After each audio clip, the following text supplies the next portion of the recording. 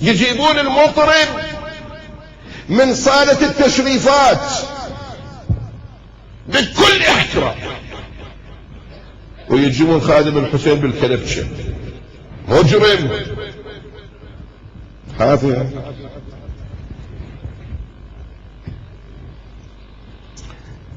الله. الإمام الكاظم حجة الله، الإمام الرشيد، ترى رشيد لقب موسى بن جعفر، باقوه خلوه على هارون الخمار القمار. منو الإمام الرشيد؟ موسى بن جعفر.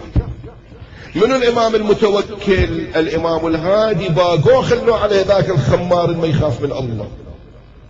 المتوكل هو الإمام الهادي.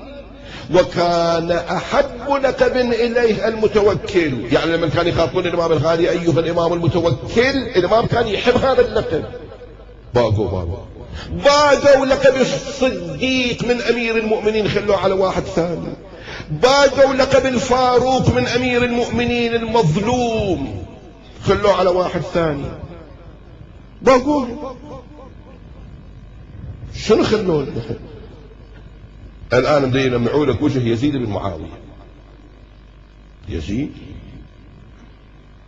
في بلدة خليجية الآن السنة الماضية بنوا مسجد يزيد بن معاوية. يقولوا لي ليه تحكي؟ شلون ما أحكي؟ لا والله أموت ما أشوف هيك شيء. أولاد الحرام قلت لهم روحوا سووا مسجد شمر بن الجوشن، مسجد حرملة، مسجد قتلة الحسين. خوش قال الإمام ذاك اليوم اللهم لعن أول ظالم ظلم حق محمد وآل محمد وآخر تابع. شفنا بعيننا.